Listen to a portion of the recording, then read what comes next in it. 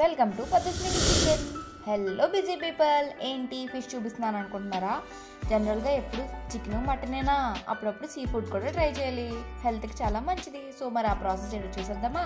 First అయితే ఒక blender తీసుకుని అల్లం, ధనియాలు, కొంచెం ఉల్లిపాయ కూడా వేసి బ్లెండ్ చేసి పక్కన పెట్టుకుందాం.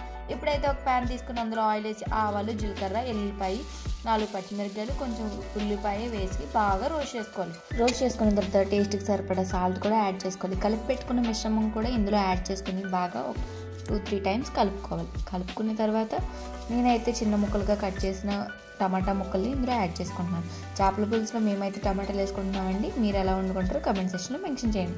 ఇప్పుడైతే టేస్ట్కి సరిపడా కారం కూడా వేసి బాగా కలుపుకొని, టమాటా ఎంత బాగా మగ్గితే అంత బాగుంటుందండి టేస్ట్ అనేది.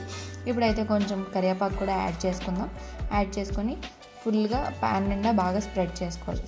బాగా స్ప్రెడ్ అయిన తర్వాత ఉప్పుతో కడిగి పెట్టుకున్న ఫిష్ని కూడా ఇందులో యాడ్ చేసుకొని ఒక 10-20 మినిట్స్ వరకు బాగా సిమ్లో మాత్రమే మగ్గనివ్వాలి. మూత అస్సలు పెట్టకూడదండి.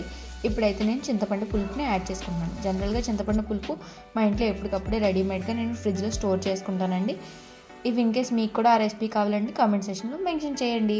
ఇప్పుడైతే 1 గ్లాస్ ఆఫ్ వాటర్, అంటే గ్రేవీకి తగ్గట్టు వాటర్ వేసుకొని పైన కొత్తిమీర చల్లుకొని సిమ్లో మాత్రమే మగ్గించుకోవాలండి.